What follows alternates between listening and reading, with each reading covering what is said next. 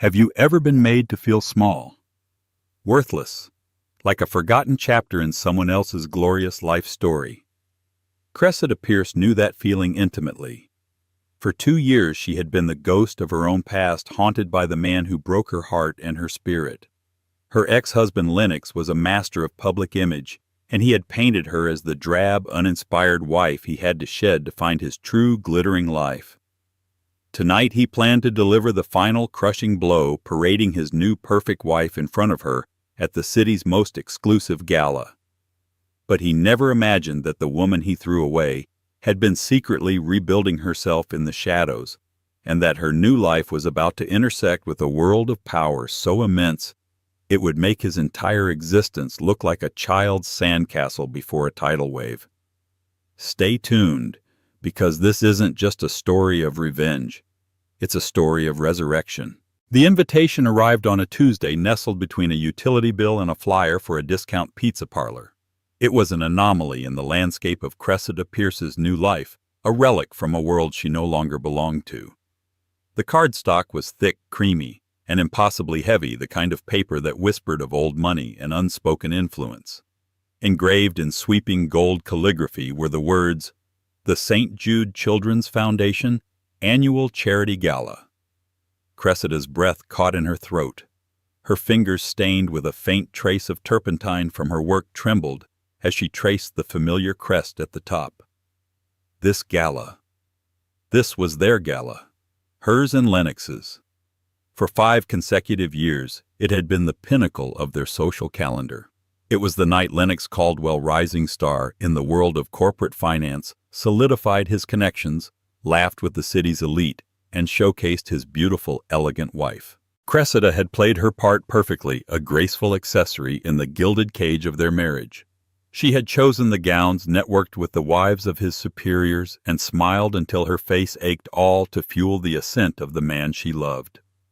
Now, holding the invitation in her small, quiet apartment, a space that was hers and hers alone, paid for with the sweat of her own brow, the memories felt like an assault.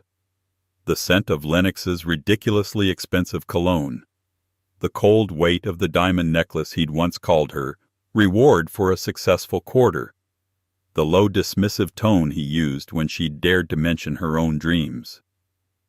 "Art restoration, Kathy, be serious," he'd scoffed one evening, swirling a glass of scotch that cost more than her monthly groceries did now. "It's a dusty, pointless hobby. Your job is to support me. Our future is in this boardroom, not some grimy workshop." He had whittled her down piece by piece until her passion for bringing history back to life was nothing more than a secret shame she indulged in when he was away on business trips. Then came the ultimate betrayal. Brittany, a 24-year-old influencer whose entire life was a curated collection of brand deals and vapid, inspirational quotes. Lennox hadn't even had the decency to be discreet. He'd left Cressida with a sterile email from his lawyer and a gnawing emptiness that felt like a physical wound. The divorce had been swift and brutal. He had the better lawyers, the public sympathy he'd manufactured, and the social standing. He took the house, the friends, the life they had built. Cressida was left with a modest settlement that barely covered 6 months of rent and the crushing weight of her own perceived failure. So why, after 2 years of silence, was this invitation here? She scanned the card again, and her heart sank. At the bottom, in smaller print, featuring the unveiling of a restored Renaissance masterpiece, the Veiled Madonna, courtesy of a private benefactor. Her piece. Her Madonna.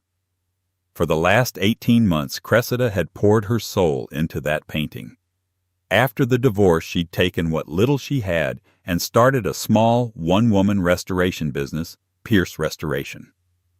She worked out of a cramped studio, taking on small, forgotten pieces from antique shops and minor collectors. It was painstaking, anonymous work. Then, 6 months ago, an inquiry had come through a secure portal from a law firm representing an anonymous client. They had a damaged 16th-century masterpiece and were looking for a restorer with a delicate touch, someone who valued authenticity over speed. They had seen her work on a minor Florentine piece and were impressed. The pay was astronomical enough to secure her business for years. But it was more than that. Working on the veiled Madonna had been a spiritual journey. In the quiet solitude of her studio with the smell of linseed oil and varnish in the air, she had meticulously cleaned away centuries of grime, re-adhered flaking paint, and brought the serene, sorrowful face of the Madonna back to life. It was as if in healing the canvas she had begun to heal the fractured parts of herself. The client, known to her only as Mr. Chevalier through his lawyers, had been respectful, demanding, and utterly professional. Now he was unveiling his prized possession at the very gala that symbolized her old life. She had to be there. Her contract stipulated her attendance. It was non-negotiable. Her best friend Jenna, a fiery journalist who had been her rock through the divorce, was ecstatic. "This is it, Kath. This is your moment," she'd shouted over the phone. "You are not going as Lennox Caldwell's pathetic ex-wife. You are going as Cressida Pierce, the brilliant artist who restored a masterpiece. You have to rub it in his face. He'll be there, Jenna." With her, Cressida whispered the words tasting like ash. "So let him see you." Not the weeping woman in sweatpants he left, but the incredible woman who is standing on her own 2 feet. This isn't about him anymore. This is about you claiming your victory. Jenna was right. But the thought of seeing Lennox, of feeling his dismissive gaze and seeing Brittany's smug, perfect smile, sent a tremor of pure, unadulterated fear through her. It was one thing to be a success in the quiet anonymity of her studio. It was another to face the architect of her heartbreak in the arena where he was king. She looked at her reflection in the darkened window of her apartment. The woman staring back was tired, her face a little thinner, but her eyes held a spark of determination that hadn't been there 2 years ago. She took a deep breath. She would go, not for revenge and not for Lennox. She would go for the woman in the reflection and for the Madonna waiting to be seen. Preparing for the gala felt like excavating an archaeological dig of her former self. In the back of her closet, behind the practical jeans and comfortable sweaters that defined her current life, was a single garment bag. Inside hung the ghost of Cressida Caldwell, a floor-length gown of shimmering navy silk by a designer whose name she could no longer bring herself to say. It had cost a sickening amount of money purchased for the last gala she'd attended with Lennox. He had picked it out, of course.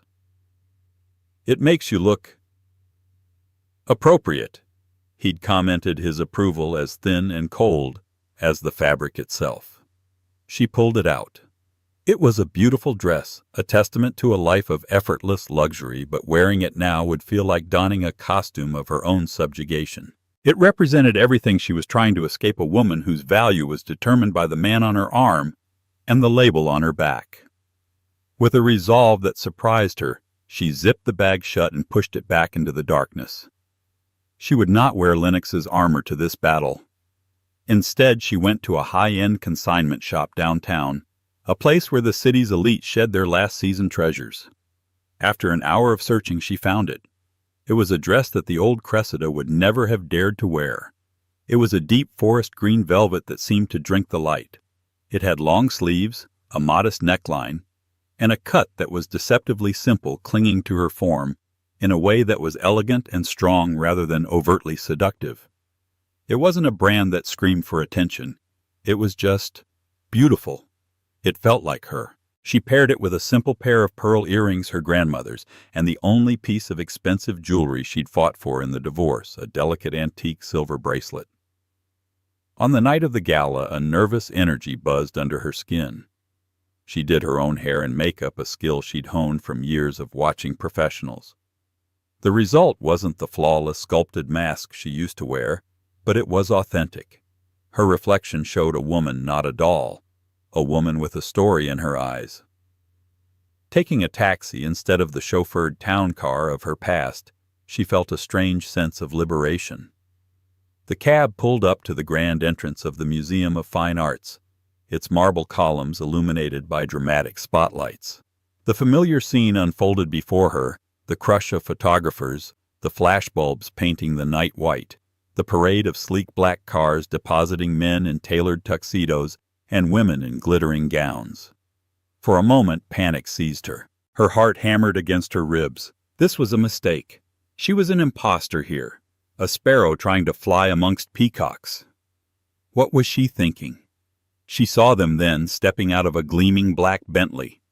Lennox looking impossibly handsome and confident in his custom Tom Ford tuxedo.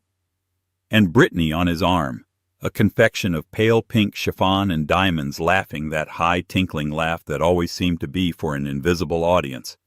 Cressida shrank back in her seat, telling the driver to go around the block. She couldn't do it. She couldn't walk in there and face them. As the cab circled, her phone buzzed. It was a text from the event coordinator. "Ms. Pierce, Mr. Chevalier's assistant is looking for you. He'd like to ensure you are settled in comfortably before the unveiling. Please find Ms. Albright upon your arrival." The name Chevalier was like a splash of cold water. This wasn't about Lennox. This was about her work. This was her professional obligation. Her masterpiece was in that building. She had spent over a year of her life on it.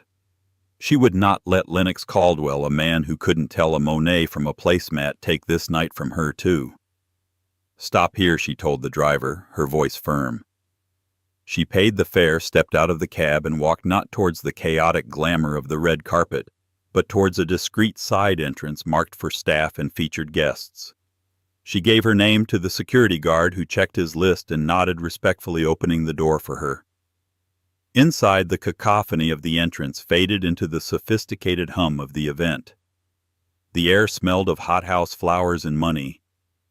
Waitstaff moved with silent efficiency, balancing trays of champagne. The vast hall was filled with the city's most powerful people, their conversations a low melodic buzz beneath the soaring vaulted ceilings. And then she saw him. Lennox. He was holding court near the grand staircase, Brittany clinging to his arm, looking up at him with doe-eyed adoration. He was in his element, the center of his universe. Cressida's stomach twisted into a tight knot. She felt a primal urge to turn and flee, to run back to the safety of her small apartment and the comforting smell of turpentine. But then her eyes drifted past him towards the stage at the far end of the hall. Upon it, shrouded in a swathe of dark velvet, was a large rectangular object. Her Madonna. Her purpose. Straightening her shoulders, she lifted her chin. She was no longer Cressida Caldwell, the timid wife. She was Cressida Pierce, the restorer. And she had every right to be here. Taking a flute of champagne from a passing tray, she held it like a shield, and took her first step into the lion's den. She tried to remain inconspicuous, skirting the edges of the crowd, her eyes fixed on the velvet-draped easel on the stage. She was an artist, not a socialite. She just needed to get through the next hour, see her work unveiled, and then slip away before anyone noticed her. But in a room where every glance was a transaction, and every face was catalogued, anonymity was a luxury she couldn't afford. "Well, well, well. Look what the cat dragged in." The voice, dripping with saccharine condescension, cut through the ambient noise. Cressida froze, her back rigid. She didn't have to turn to know who it was. Lennox. She composed herself, took a slow, deliberate sip of her champagne, and then turned to face him. He stood there, a smug, predatory grin plastered on his face. Brittany was beside him, her expression a perfect mask of polite curiosity, but her eyes, sharp and critical, were doing a swift, brutal appraisal of Cressida's dress, her hair, her very presence. "Lennox," Cressida said, her voice surprisingly steady. "Brittany, you both look well." "We are," Lennox said, his eyes raking over her. He took in the simple velvet dress, the lack of ostentatious jewelry. His grin widened. It was a look she knew well, the look of a man confirming his own superiority. "I must say, Kathy, I'm surprised to see you here. I didn't think this was your kind of scene anymore. Did you get a temp job with the catering staff?" The jab was designed to hurt, to remind her of her fall from grace. The old Cressida would have flushed with shame, stammered a defense, and withered under his scorn. But the woman standing before him now was forged in the fire of his betrayal. "No, Lennox," she replied, her tone cool and even. "I was invited." Brittany let out a little giggle, covering her mouth with a perfectly manicured hand. Oh, that's so sweet. I'm sure they send invitations to all their past donors. It's probably a mailing list error. But it's brave of you to come anyway. So brave. The word brave was coded in pity, meant to sting more than any outright insult. They were a team, a tag team of practiced cruelty, and she was their target. Lennox leaned in, his voice dropping to a conspiratorial whisper that was loud enough for those nearby to hear. Listen, Kathy. I know things have been tough for you. If you're short on cash, you don't have to crash parties for a free meal. Just call my assistant. I can spare something, for old time's sake. The public humiliation was his goal. He wanted the onlookers, his peers and rivals, to see him as magnanimous and her as a charity case. He was rewriting their history in real time, casting himself as the benevolent ex-husband and her as the pathetic, desperate ex-wife who couldn't let go. The blood rushed to her ears. Every instinct screamed at her to lash out to tell him what a hollow, insecure man he truly was. But she remembered Jenna's words. This isn't about him anymore. To lose her temper would be to give him the victory he so desperately craved. So she smiled. It was a small, enigmatic smile that didn't quite reach her eyes. That's very generous of you to offer, Lennox, but I'm doing just fine. Fine, he scoffed, gesturing around the opulent hall. This was our life, Kathy. Look at you now. That dress. Did you get it at a thrift store? And you're all alone. It's just sad. I think her dress is lovely, a new voice said, smooth as aged whiskey. All three of them turned. A man had approached their small circle seemingly from nowhere. He was tall and impeccably dressed in a bespoke tuxedo that fit him like a second skin. His hair was the color of salt and pepper, and his eyes, a startlingly intense shade of gray, held an air of quiet authority that was palpable. He wasn't boyishly handsome like Lennox. He was something far more compelling. He was powerful. The air around him seemed to crackle with it. He looked directly at Cressida, his gaze ignoring Lennox and Brittany completely. Forest green. It's a bold and intelligent choice. It complements your eyes. Cressida was momentarily speechless. Who was this man? Lennox, however, was not. His face, which had been a mask of smug superiority, was now clouded with confusion and annoyance. He hated being interrupted, hated being upstaged even more. I'm sorry, do we know you? Lennox asked, his tone brusque. The man's gray eyes finally shifted to Lennox, and they were utterly devoid of warmth. I don't believe we've had the pleasure, he said, his voice polite but dismissive. He then turned his full attention back to Cressida. You must be Ms. Pierce. I've been looking for you. Cressida's mind raced. Ms. Pierce. How did he know her name? Before she could answer, the man extended a hand. Dominic Chevalier. It is an absolute honor to finally meet you in person. Chevalier. The name hit Cressida like a lightning bolt. Mr. Chevalier, her anonymous benefactor, the owner of the Madonna. The blood drained from Lennox's face. He knew the name, of course. Everyone in this room knew the name Dominic Chevalier.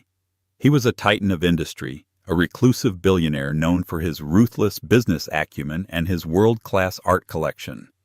He was a legend, a man who rarely attended public events and whose influence dwarfed Lennox's own considerable success into insignificance. Lennox Caldwell was a player in the city. Dominic Chevalier owned the game. You're Cressida's client. Lennox stammered the words, catching in his throat. Dominic's gaze flickered back to Lennox, cold and sharp as splintered ice. He didn't answer the question directly. Instead, he offered his arm to Cressida. Ms. Pierce, would you allow me to escort you? We have a masterpiece to unveil. Without a second glance at her stunned ex-husband or his gaping new wife, Cressida placed her hand on Dominic Chevalier's arm. As he led her away, she could feel the weight of 100 pairs of eyes on her, but for the first time, she felt none of their judgment. The venom of Lennox's smile had been rendered utterly impotent. The game had just changed, and he didn't even know the rules. Walking through the crowded ballroom on Dominic Chevalier's arm was a surreal experience. The sea of powerful people parted for them as if by an invisible force. The whispers that had followed her earlier, tinged with pity and speculation, now morphed into a buzz of frantic curiosity.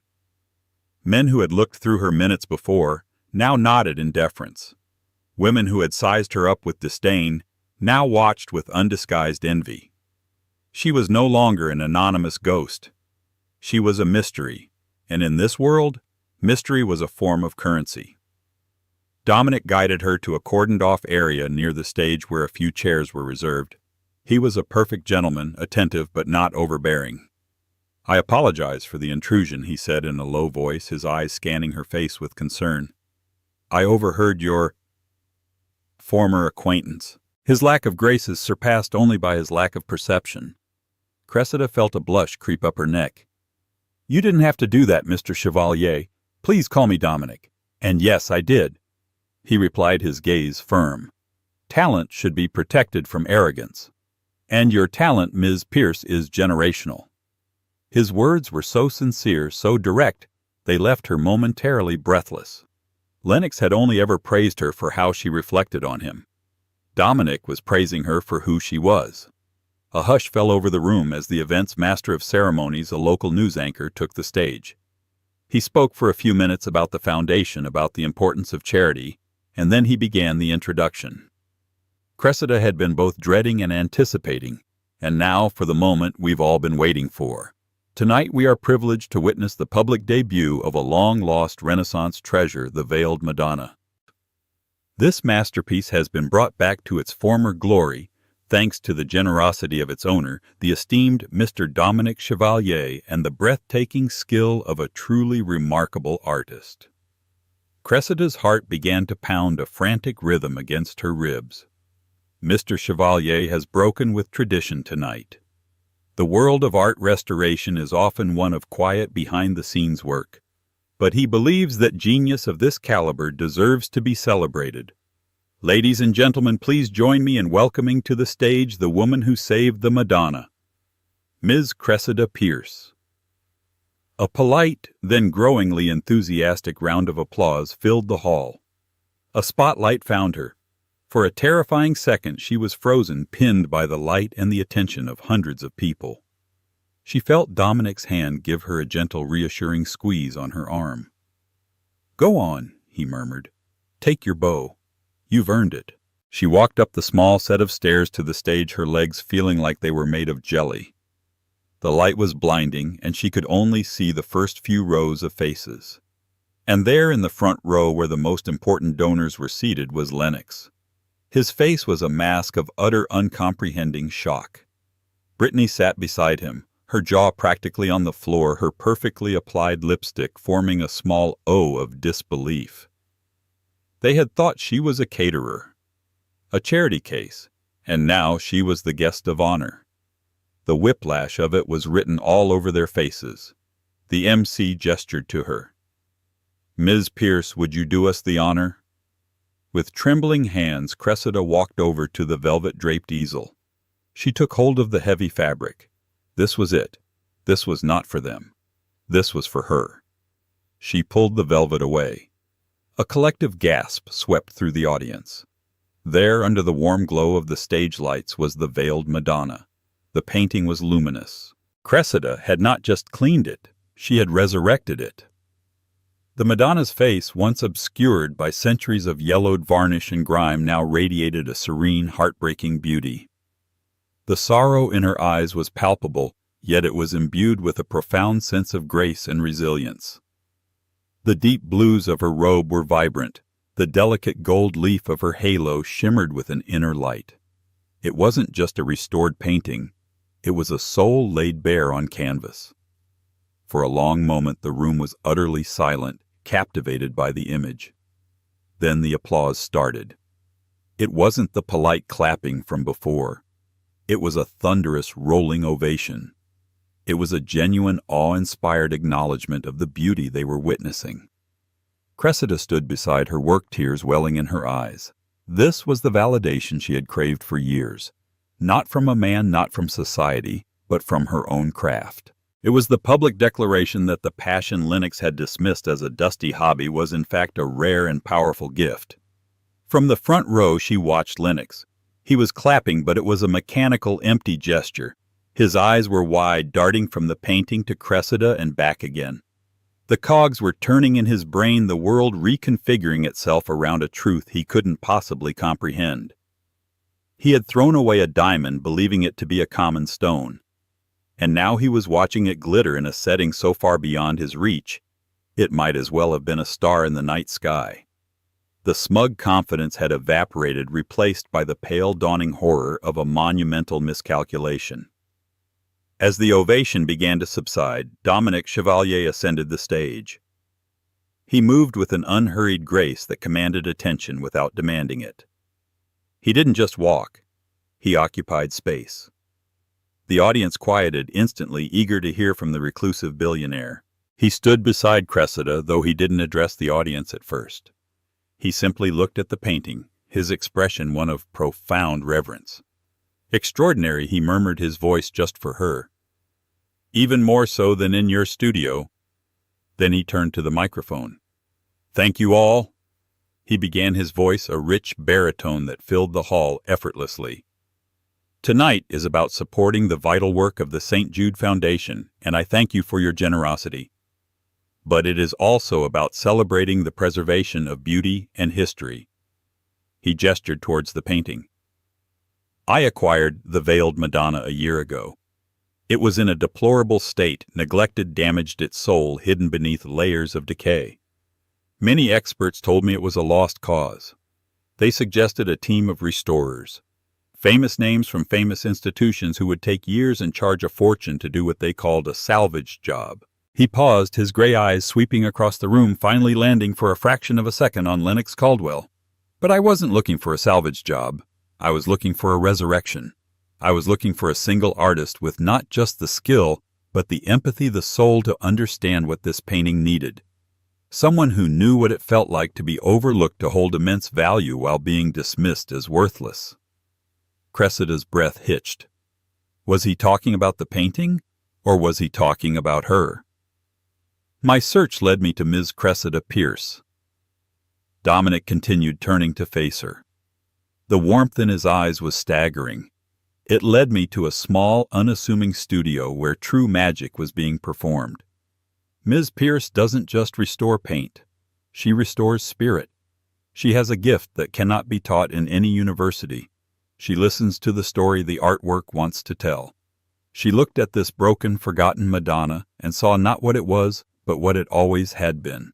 She saw its strength, its grace, its resilience. And with a touch that is nothing short of miraculous, she brought it back to us." He took Cressida's hand. His grip was warm and firm. "The art world is filled with technicians. Ms. Pierce is a visionary. This city is fortunate to have her. I am fortunate to have found her. Thank you, Cressida, for giving the Madonna her voice back." He began to applaud, and the room joined him, the sound even more deafening than before. It was an ovation not just for the painting, but for her, for Cressida Pierce. Lennox's dismissal of her passion echoed in her mind, a dusty, pointless hobby, and it sounded so foolish, so utterly ignorant, that she almost laughed. As Dominic led her off the stage, the night became a blur. People surged forward, a constellation of the city's most influential figures, all clamoring for an introduction. Curators from the museum, wealthy collectors, art critics, they all wanted to talk to her, to praise her work, to ask about her process. She answered their questions, her voice gaining confidence with each interaction. She spoke of pigment composition and the challenges of removing 18th century varnish without damaging the original 16th century glaze. She was an expert in her field, and for the first time she was being seen as one. Through it all, Dominic remained by her side, a quiet, formidable presence. He deflected the overly aggressive, facilitated introductions with the insightful, and ensured her champagne glass was never empty. She caught a glimpse of Lennox across the room. He was standing alone, Brittany having been absorbed by a gaggle of other young, beautiful wives.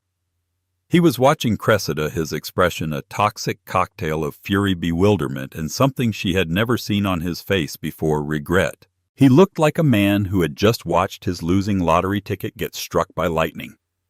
Later, in a quieter moment near the terrace, Cressida finally asked the question that had been burning in her mind. "Dominic, your speech. You said you were looking for someone who knew what it felt like to be overlooked. How could you have known?" A small, sad smile touched his lips. "My firm does extensive due diligence before engaging in any significant contract, Ms. Pierce, especially one involving an asset of this value. I don't just research a person's professional history, I research their character. I read about your divorce. I read the slanderous one-sided articles that your ex-husband's publicist planted in the society pages. I saw the narrative he tried to create." He met her gaze. His own eyes filled with a surprising depth of understanding. "And then I saw your work. And I realized that the man who wrote that narrative was a fool. He was a man who owned a priceless work of art and kept it in a dark, dusty attic because he was too blind to see its worth. I simply provided the gallery it deserved." The directness of his analogy, the sheer breathtaking validation of it, struck Cressida to her core. He hadn't just hired a restorer. He had truly seen her, and had orchestrated this entire night, not just to unveil his painting, but to unveil her. The scale of his quiet, calculated vindication on her behalf was almost too much to comprehend. It was then that she saw Lennox approaching them, his face a thunderous mask. He had finally decided he couldn't stand being irrelevant in her story any longer. He was coming to reclaim his place, to stake his claim, to remind her of who she used to be. The old fear flickered inside her, the conditioned response to his anger. But this time it was different. This time she wasn't alone. Lennox stormed towards them, his movements stiff with fury. The practiced charm he wore like a second skin had vanished, leaving behind the raw, ugly entitlement that Cressida knew so well. He ignored Dominic completely, his eyes locked on her, blazing with a possessive anger that made her skin crawl. "Cressida, we need to talk," he said, his voice a low, commanding growl. He didn't ask, he ordered. It was the same tone he'd used 1,000 times to end an argument, to summon her, to put her in her place. Before Cressida could even form a response, Dominic stepped slightly forward, a subtle but unmistakable movement that placed him between her and Lennox. "I don't believe Ms. Pierce has anything to say to you, Mr. Caldwell." Lennox's jaw tightened. He finally acknowledged the other man, his eyes narrowing with contempt. "This is a private matter. It's between me and Cressida. You have no idea what our history is." "On the contrary," Dominic replied, his voice dangerously soft, "I have an excellent idea of your history. And from what I can surmise, it's a history Ms. Pierce is rightly putting behind her." The blatant dismissal sent a wave of dark red flushing up Lennox's neck. He was a man accustomed to being the most important person in any room. To be so thoroughly and calmly neutered by Dominic Chevalier was a public emasculation he couldn't bear. He turned his venom back to Cressida, his voice dripping with false intimacy. "Kathy, don't be foolish," he hissed, trying to draw her in. "Don't you see what this is? He's using you. Men like him, they collect pretty things. He's just bought himself a new toy. You restored his painting, now you're the flavor of the month. Don't throw away what we had for this. I discovered you. Everything you learned about this world you learned with me." It was a desperate, pathetic attempt to reclaim ownership of her narrative, to position himself as her creator. The audacity of it, after years of belittling her passion, was staggering. Cressida felt a cold, clear anger rise within her, silencing the last vestiges of her fear. "You didn't discover me, Lennox," she said, her voice ringing with a clarity that surprised even herself. "You tried to bury me." The truth of her words hung in the air between them, sharp and undeniable. Lennox's face contorted a mixture of rage and desperation. He was losing control, losing the audience, losing the last shred of power he had over her. He reached out his hand, grasping for her arm. "Cressida, stop this nonsense," and he never finished the sentence. In one smooth, deliberate motion, Dominic moved. He didn't push Lennox. He didn't raise his voice.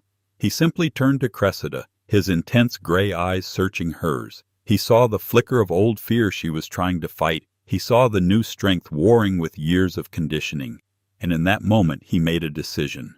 He cupped her face in his hands, his touch surprisingly gentle. The noisy gala seemed to fade into a distant hum. The world narrowed to the space between them. "You are a masterpiece, Cressida Pierce," he whispered, his voice for her alone. "Never let anyone convince you otherwise." And then he kissed her. It wasn't a kiss of fiery romantic passion. It was something far more profound. It was a kiss of respect, of protection, of unwavering support.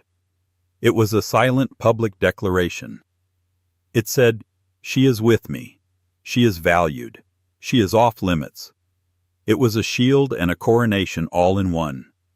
For Cressida, it was a moment of absolute stillness. The warmth of his lips was a startling grounding reality. It was the antithesis of Lennox's cold transactional affection. This was a kiss that gave rather than took, and across from them, Lennox froze. It was a total system failure. His body went rigid. His hand, which had been reaching for Cressida, dropped to his side as if it had been severed. His mouth hung slightly open. His eyes, wide with disbelief, were locked on the sight of Dominic Chevalier, the most powerful man in the room, kissing the ex-wife he had just tried to humiliate. The world around Lennox didn't just stop. It shattered. Every calculation he had ever made about his life, his status, and his ex-wife was rendered spectacularly, catastrophically wrong. The narrative he controlled so carefully had been hijacked and rewritten in a single silent gesture. He wasn't the powerful man benevolently pitying his pathetic ex. He was the fool. The colossal blind fool who had thrown away a treasure that was now being claimed by a king. The flash of a photographer's camera from across the room broke the spell. The pop of light illuminated Lennox's face, capturing his expression of pure, unadulterated shock for posterity. The blood drained from his face, replaced by a sickly pale gray.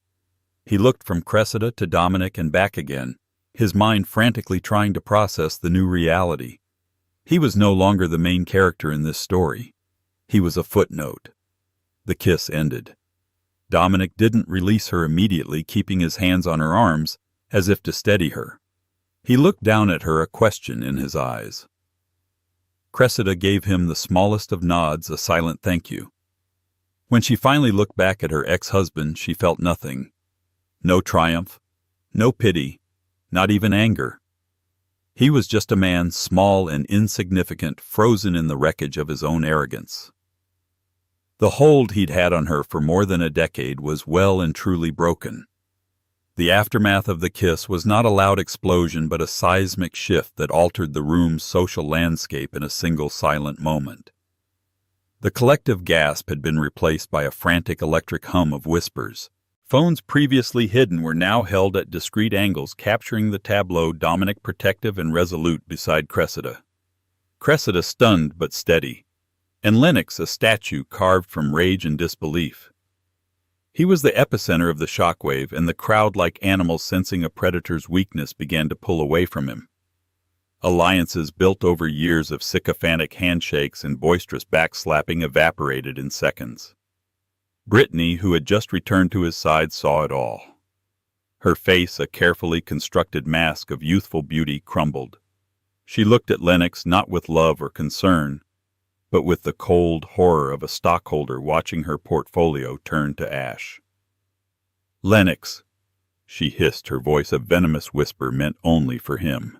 "Do something! Everyone is staring!" But Lennox couldn't move.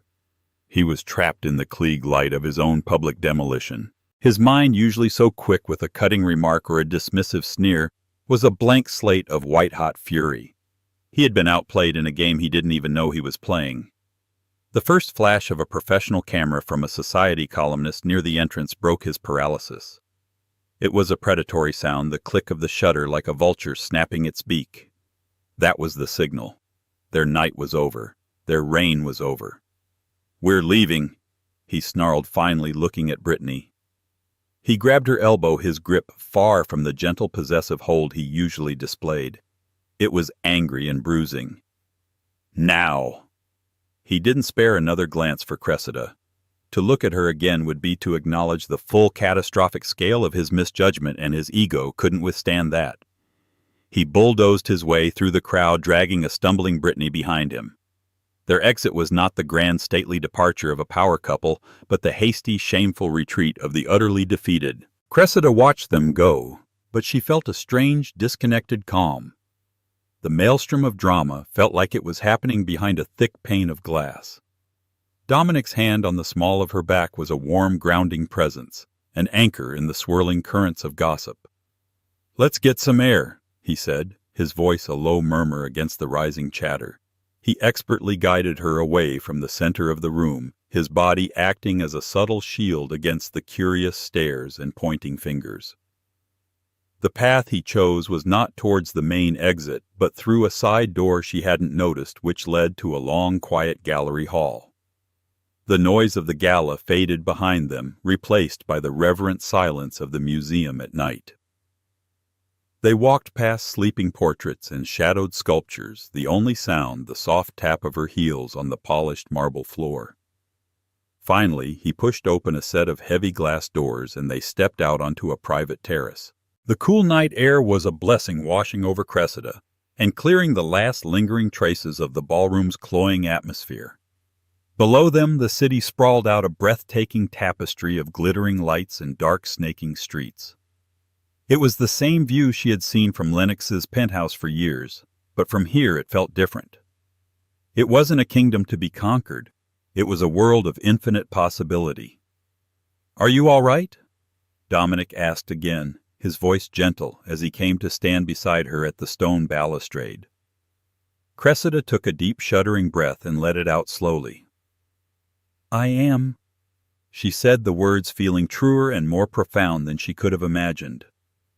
"More than all right. I feel quiet." She turned to him, her expression a mixture of gratitude and awe. "Thank you. For all of it. You didn't have to do any of that." "There is no need to thank me for recognizing the truth," he said, his gaze fixed on the distant horizon. "I've spent my life in rooms like that, Cressida. They are jungles of ego and insecurity where people claw for dominance. Men like your ex-husband build their sense of self by diminishing others. I merely held a mirror up to the situation." He turned to her, a flicker of something stern and protective in his eyes. "And I have very little tolerance for bullies." They stood in a comfortable silence for a while, the city's hum a soothing soundtrack. "You know," Cressida mused, her voice soft and thoughtful, "the most infuriating part is that he will probably convince himself that I did all of this for him. For revenge. To make him jealous. He'll make it part of his story with him as the tragic hero." Dominic's expression was unreadable. Does it matter what he thinks? The question, so simple and direct, struck her with the force of a revelation. For years, Lennox's opinion had been the sun her entire world orbited. His approval was warmth and life. His disapproval was a freezing, desolate winter. The thought of his judgment had dictated her clothes, her friends, her ambitions, her very sense of self. And now, she thought of Lennox's enraged, humiliated face as he fled the party. She felt no triumph, no pity, not even a lingering flicker of anger. She felt nothing. He was just a man, a ghost from a past she no longer inhabited. His opinion was now as relevant to her as a distant dying star, whose light had taken years to travel to her, only to arrive after she had already turned to face a new sun. "No," she said, a slow, genuine smile spreading across her face. "It doesn't matter at all. I commissioned you, Cressida," Dominic said, his voice pulling her back to the present, "because your preliminary analysis of the painting was the most insightful I had ever read. You wrote about the artist's use of underpainting to convey a grief that was meant to be felt rather than seen. No other expert noticed that. It was then I knew you were the one.